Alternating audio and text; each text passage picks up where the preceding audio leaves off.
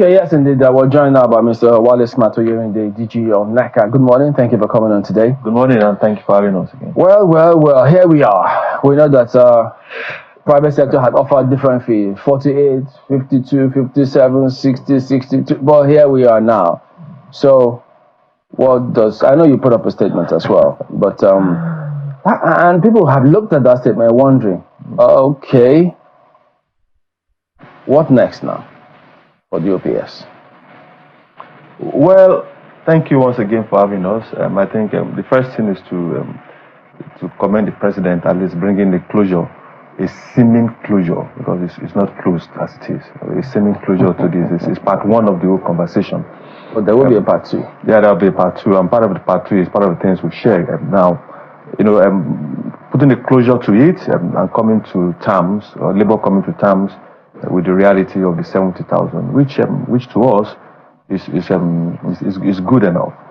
Good enough because when you earn wages, for the private sector, when you earn wages, you don't eat the cash.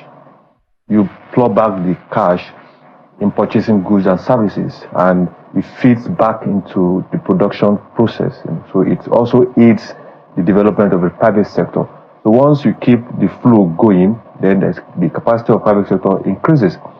Now, the key fundamental issue that we also noted from the president's comment yesterday was is appreciating the fact that there's need for support for organized businesses to be able to pay this, and support for the subnationals to be able to pay this. I think to us that is quite fundamental.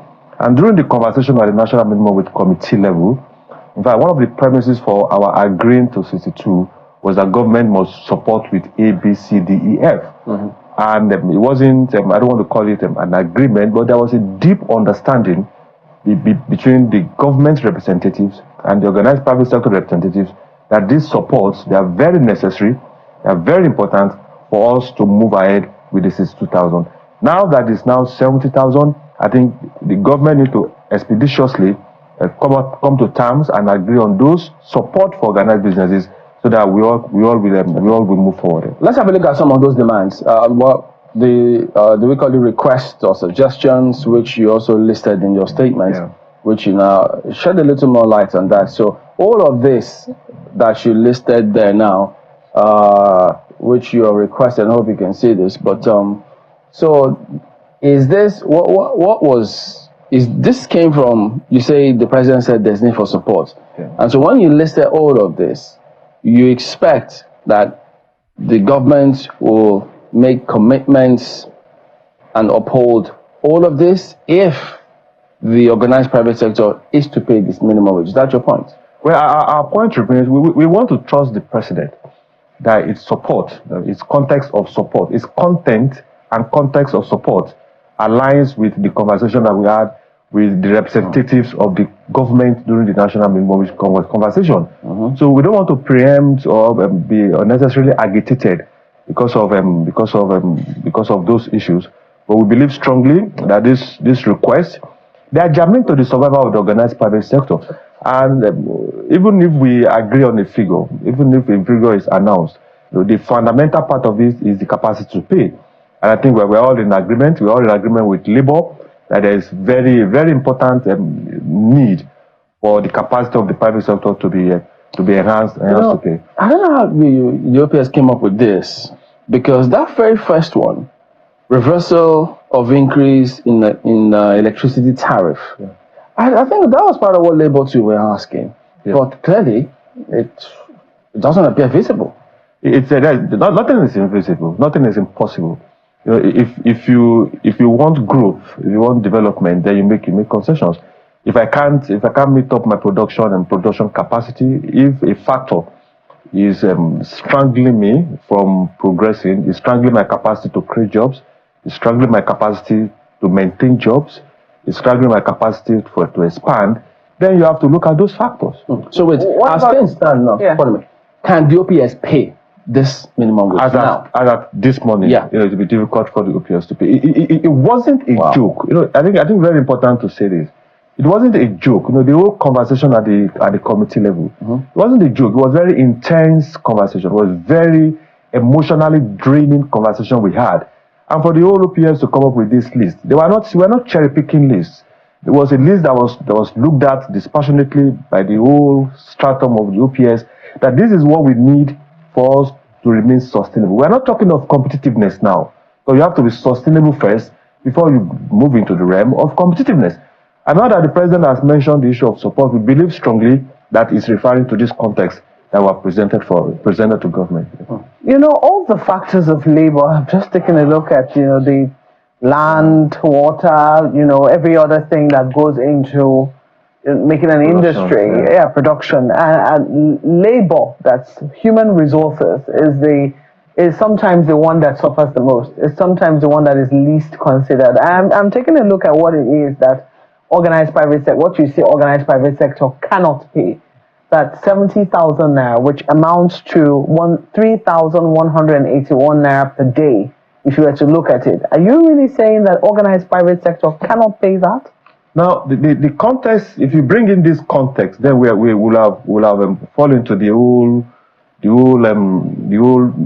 I don't want to call it error of the narration.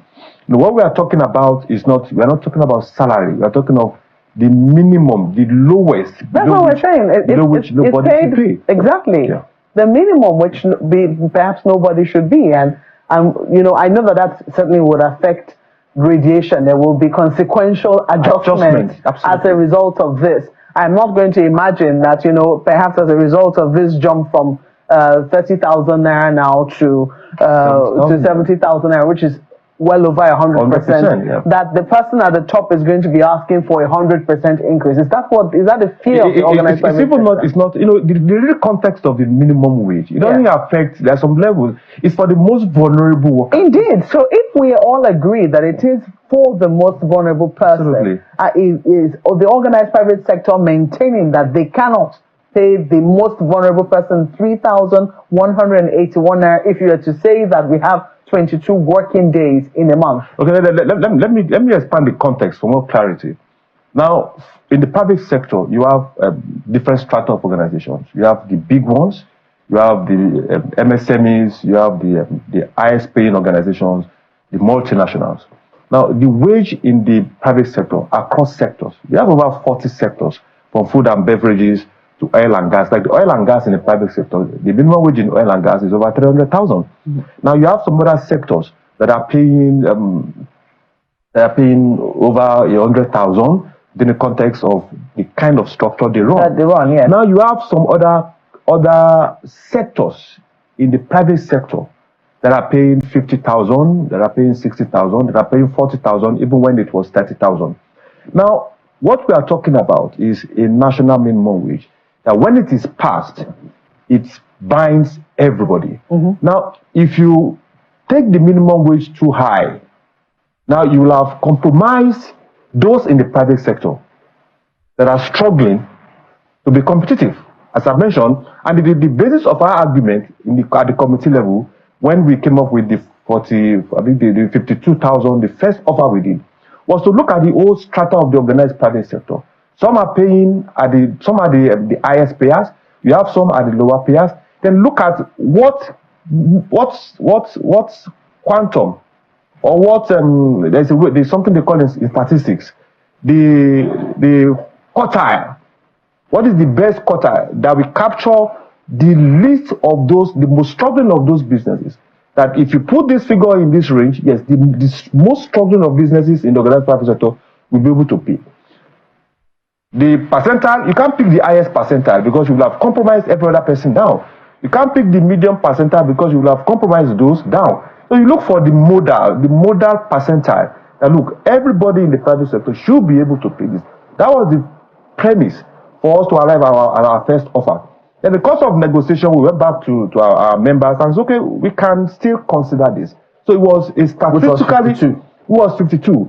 Then when Labour came up and said, look, they cannot accept this figure, a lot of concessions were being traded. And that was why this conversation we had about the support we needed to aid those businesses that are not able to pay. There was a big concession that were making. So It's not a fact that some businesses cannot pay 70,000. There are people in the private sector currently that are paying over 70,000. Certainly, but we must protect those that are not able to pay, because once we pass the law, then it captures. Shouldn't there be a more critical look at those businesses that say that they cannot pay? Because for every other thing that has gone up, electricity, I mean, part of your demands right now, I'm saying, I'm trying to the reversal of increase in electricity. And I was going to say the organized private sector, which you're talking about, the electricity people are now a part of it, because we understand that, many parts of it have now been privatized. So I imagine that these people too are a part of it. Are you saying that they too should shut down their business? So NERC should play its role. There are regulations. If there are going to be increases, there is a regulation on how to go about those increases. So the best we are asking for is this: if there are regulations, let us respect that regulation. If there's a process for increments, then let us respect that process for increments. So I imagine that because the NERC and the DISCOs and all of them will argue that they have only increased tariff for those who are on a certain band. So it will mean that the people whom you are, asking for a reversal for must be on that band to be able to enjoy the reversal. Absolutely. Most businesses are on band A. Most businesses are there in the higher band areas, basically. So most 98% of businesses are operating in the urban area, which is captured in the in band A. Most industrial hubs, they're in the band A area. Most big businesses, they operate within the context of the city. I have to admit, I mean, everyone knows that electricity tariff has jumped 330%. It's really amazing when you put it down. That does not include the cost of food, does not include the cost of transport, and transport is another area. Does it include the taxes that we are currently struggling with? Yeah, you were talking about taxes, but what I'm trying to say is that the people whom the private sector are going to be employing, they are also going to be facing this increment in electricity, they are facing the increments in transport, they are facing the increments. Many landlords have increased their rent as a result of this particular development. Food, we hear inflation is going up every day. Absolutely. So, is it really, when you talk about it, would you really say that the people who actually make up, the entrepreneurs, yes, one has to give it to them that they have the courage to set up these businesses. But would you say that they are really also willing to shake a bit, make some sacrifices so that the people at the very bottom can actually get something? Get something fair to go home with. There's an adage, that I used to a context that I used to explain this. I said, for the bird to perch safely on the tree, the tree must be in a good place, must be stable to a large extent, or if not, then the bird will perch on a tree that is wobbling, then his own stability also becomes suspect. So for us, is why the businesses have made sacrifice. And I must confess to you that a lot of sacrifice, a lot of give and take has been made. If you remember, when fuel subsidy was removed, it was the private sector that responded first. We come up with new model of work, the hybrid work, and people work 2 days from home, work 3 days from home. It was to mitigate the challenges. The private sector came up first with with allowances, different kind of allowances to mitigate the challenges that employees are facing. The private sector led that. Businesses that could give lunch during work time, they provided that. Those that could share products, they share products for their staff so that they can mitigate those things. Those that could provide buses, this new the quasi Uber buses, to pick staffs from different locations to the office. The private sector did that. Those are concessions. There's so much you can do when your back is basically on the wall. So the private sector have remained committed to our employees. We are not slave drivers, as some have said we are, but there is so much that you can do when your back is basically on the wall. Could you help us understand, because all of this demand, you said it was supposed to be for what, 2-3 years with a period? Also, is that what you're saying? The economy improves. The foundation of this conversation. That's definite. The foundation of this conversation, this conversation on minimum wage, conversation on request, they are all standing on the good economy. Even if we agree 70,000, even if tomorrow the minimum wages, we all agree 100,000 or 200,000, or we agree the 615,000 that Labour put forward in the first place. If the inflation rate is still going up, if the cost of forex is still going up, if the business environment is still inhospitable, then the value of that 615 will still be nothing, because it will be able to purchase much. So it goes back to the economy. Absolutely. It does indeed. And I'm just, can you help us understand? Because I'm still trying to understand which cadre of workers would you say are the most vulnerable within the organized private sector, who, they fear the organized private sector might not be able to afford to pay this amount?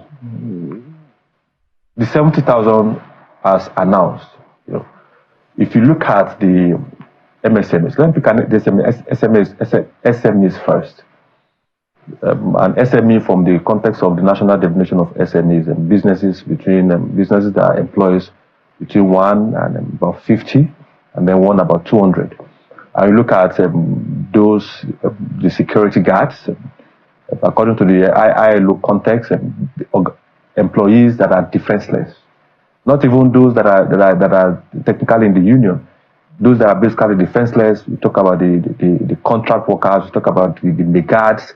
We talk about the drivers. We talk about those in contract employment, that their capacity to protect themselves is almost tending to zero. So the minimum wage law comes to make sure that, look, everybody in that cadre, they are protected, that you cannot pay below. It's not the figure itself. I think we should get this context. It's not the figure. It's the figure below which nobody should pay. It is not that because the minimum wage says 70,000, then everybody will latch on is 70,000. No, it is a figure, the threshold below which you cannot pay. That is to protect those employees, those workers that cannot protect themselves. Now, in our context, we have changed the narration, and we've mixed the whole context of salary with wages. We've mixed everything up, so it's now sounding the same thing for all of us, which is not.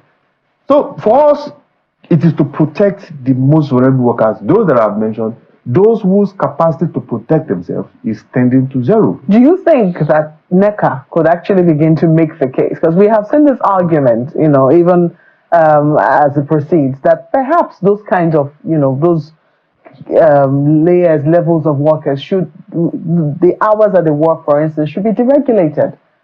We've seen even the workers themselves make sacrifices for their own employers because they understand what the situation of things are. I mean, people are sleeping in the office because the cost of transportation is really exorbitant. People are working lengthier hours as a result of what is happening. So if that is truly the situation, is it possible that NECA can begin to make the case that perhaps what we can do is also deregulate, break down the number of hours that we need, and then, see how we can take employees for those hours and then let them go and find employment elsewhere. And it's possible that they might find, rather than holding them down and saying at the end of the month, we still cannot pay you 70,000 naira. It's part of the conversation we're championing now, and championing it beyond the issue of these employees. There's a new context now of the care workers. There's new context of those cleaners, of the domestic workers, and we've taken those contexts to the ILO now. In fact, the ILO is working on frameworks to actually protect, to also make sure that domestic workers are also unionized, to also make sure that care workers are also unionized, to also make sure that those sectors, those employees that ordinarily they don't have voices, that they are also unionized. And the framework, the conversation about that is currently ongoing in the ILO, whether to come up with a recommendation or come up with a convention to protect this sort of workers. So those are the things that we are championing at the local level and also at the international level. You're championing it for the employers? For the employees. Or the employees. It will surprise you. Because you're the DG of the Employers Consultative Association, not the employees. This is the truth of it. Sometimes people have this context, this perception that employers are Shylocks. The reality of it, and our colleagues in NLCTUC, we all accept this fact, that for labor and for employers. It is either a mutually assured success or mutually assured destruction. The business cannot survive without the workers. The workers cannot survive without the employees, without the employers. And we have crossed that realm of this mutual suspicion. So it is in the best interest of the employers to make sure that the workers are well paid, to make sure that the workers the environment in which they work is safe. It's in the best interest of the employer, because whatever wage, my initial comment, whatever wage you pay a worker is not going to eat the cash. The quantum of the cash is flowing back to the business. So it's a mutual agreement. And Comrade Dajiru, with due respect to him, he alluded to it during our 67th AGM. And look, we need to cross this part of mutual suspicion, because if the business is not surviving, labor will not survive. And if labor did not survive, then the business will not survive. So we've crossed that part of mutual suspicion and looking at what is for us in the best interest of the workers, because if the workers are correct, then there's a high potential or possibility that the business will also be correct. Well, part of the concern here too is that this, no matter what's agreed now, because even before this was agreed, when it was 30,000, some states were not able to pay. Those are the issues that government will have to deal with. And then enforceability of this is also a big challenge, because I mean, it was yesterday I learned, someone was telling me that they actually primary and secondary schools that their teachers are paid 35,000 naira till date, and they cannot go above that, no matter what you do. So are they going to shut them down or what? So if you permit me, the reality of it is this, and it's very important for us to also get this at the back of our mind. The president addressed two issues in the whole law, the National Minimum Wage Act. There are about 5 issues there. The one is the figure that the president have dealt with, the 70,000. The second one is the duration. It used to be 5 years. We supported a reduction to 4 years, but the president has approved 3 years. Our concern was because there is negotiation in some sectors. Negotiation goes on some sectors every year, in some sectors 2 years, in some sectors 3 years. Now, if we bring this down to 3 years, I mean, some sectors, they'll be going through the rigors of negotiation. The national minimum wage first at the higher level, and then the sectoral negotiation at the sector level. But 3 years we accepted. But there are 3 other contentious issues that we have to deal with.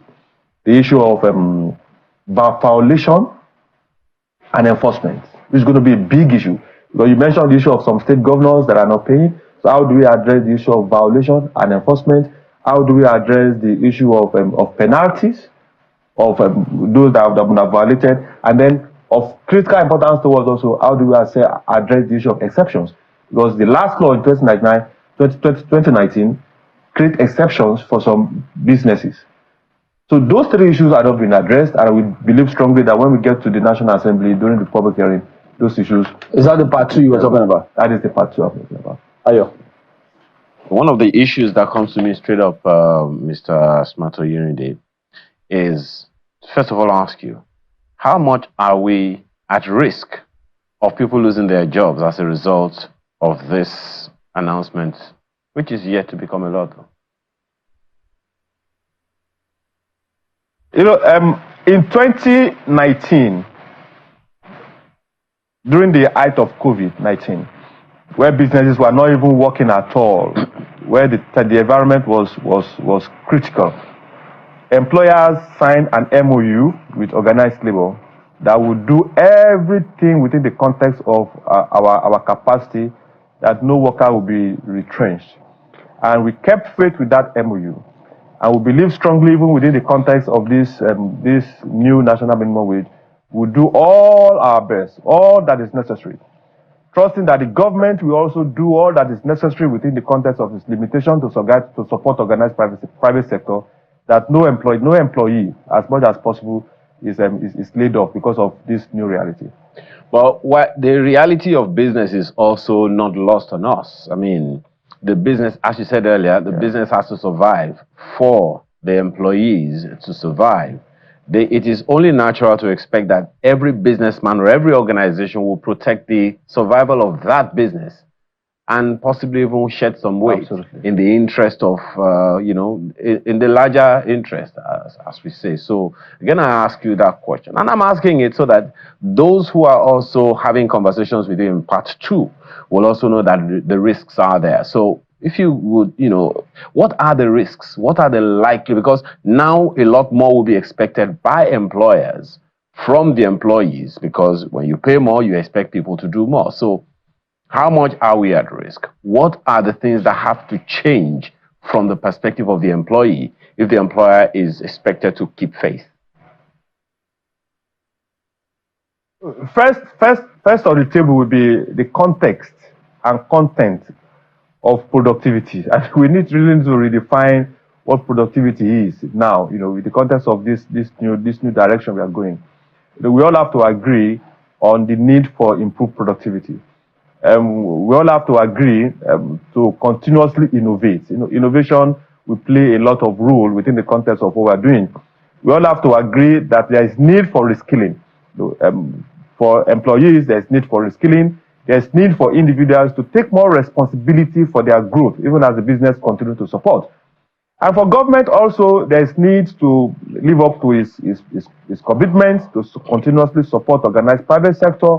There's need for government to live up to its commitments to continuously make the business environment more hospitable for businesses to operate, because that is basically the fulcrum of all these issues. So those contents must change, and those definitions of what exactly is productivity must also consensusly be agreed. Is there any conversation between Labour and the OPS about productivity? We've asked this question over time, because every time we're talking about increased pay, hardly does anyone really talk about productivity. So is that kind of conversation also happening between the OPS and Labour and the employees for productivity, so that the pay can increase even with or without a minimum wage announced?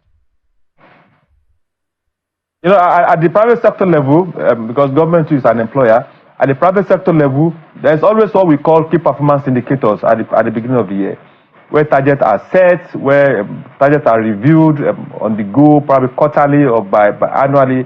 And then at the end of the year, you do what we call the performance appraisal to actually assess if an employee has fulfilled the terms within the context of the KPIs.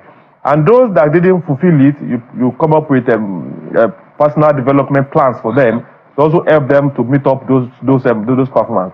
So for the private sector, there has been, we might just need to rejig it now so that it becomes more definitive for all of us, because the realities are changing and we cannot continue. We can't use you can't sustain your health with the drugs that you took last year. So those conversations will commence again. We've reached out to organized labor, and I can assure you, a conversation is also going on behind the scene between us and organized labor, so that we can be on the same page moving forward. Not only on the issue of productivity, but on all issues that affect employers and also have consequences for employees. Well, we know that there are some states that were unable to pay the 30,000 naira minimum wage. Now, in the event that any organization in the OPS is unable to pay, and those who are, you said, are already paying 70K, are unable to sustain it, what happens? When we get to that bridge, we'll definitely we'll cross it.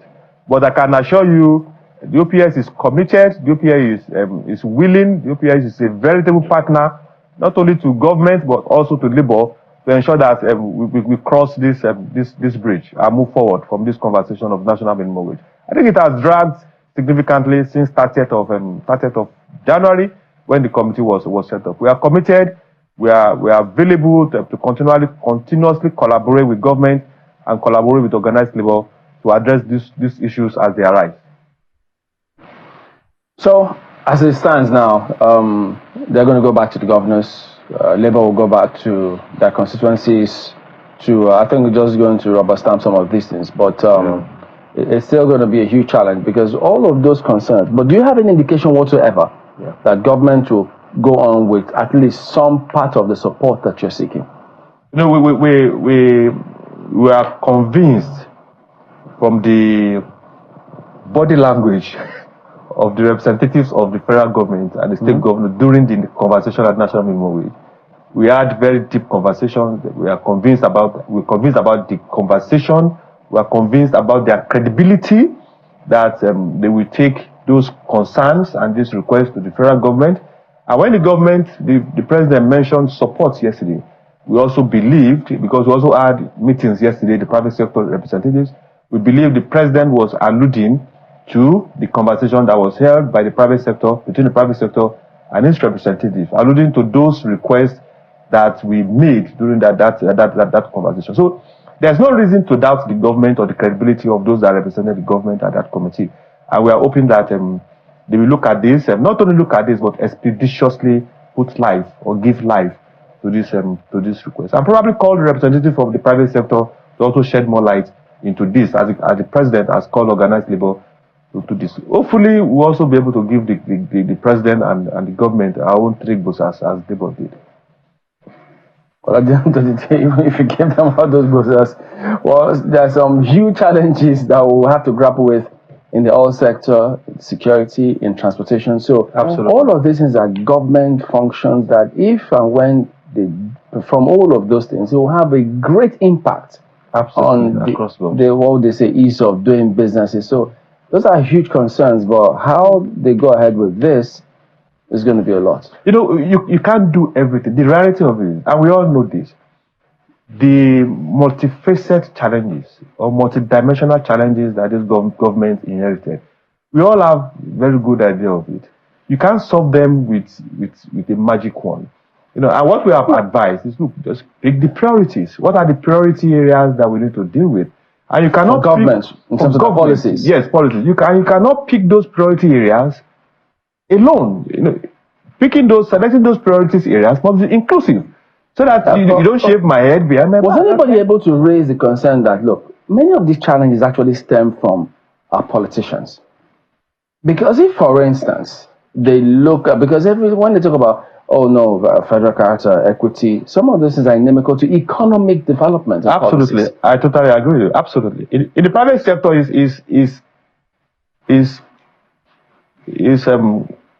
it's less of federal character. It's less of regionalism. It's less of local in the private sector. It's strictly driven by merit, by capacity, by competence in the private sector. So it's a different context in the private sector. I would just hope progressively the private sector will also wake up to this responsibility of definitively and strategically influencing what is happening in the public sector. We're already doing that, but I think that there's more to be done. Do you have any concerns with this? I'm looking at the headline of Business Day now. Petrol landing cost at 1,117 naira. Precious NNPC's secret subsidy. You know, the government has not come out to say that there is actually that subsidy has returned. They have kept mum on that particular statement of fact that everyone knows. So the question now is, do you, as organized private sector, because even yesterday, Mr. Joe Ajero, while he was fielding questions, was saying that the president gave them an option. He said that he increases the price of fuel. You can have your 250,000 naira, but I'll increase the price of fuel, or I keep it at that, and then, you know, that's the closest they've come to an admission that, look, they're actually trying to hold things steady. That came out. So do you have any concerns we are very looking at what is currently happening secretly with subsidy? We are very concerned, massively concerned about two things. Not only concerning this, concerning many contradictions. Because, you know, if you don't deal with those contradictions, then we'll continue to go rigmarole. You know, the more you look, the less you see. You know, when we had no refinery, we had fuel, we had crude oil. There was no issue about non-availability of crude oil. Now we have the Dangote refinery, Port Harcourt refinery is to come on board in the next few weeks, and then suddenly there's no more crude oil. So those are the concerns that we have. Because the idea of it is, look, if we refine, look at it. Dangote have said he has the capacity to refine for local consumption and also export. We believe the Port Harcourt refinery can also, in his own limitations, refine for local consumption. So, in the real sense, the big question is, why are we still importing? those are opportunities that we have to address some of these concerns. We have to let merit those who can, not because they are political cronies, to get into places and keep us in a bind, because you have to satisfy those who did one or two things for you and political favor. So anyway, we have to thank you for coming on this morning. Wale Smart. Thank you for having us once again. All right.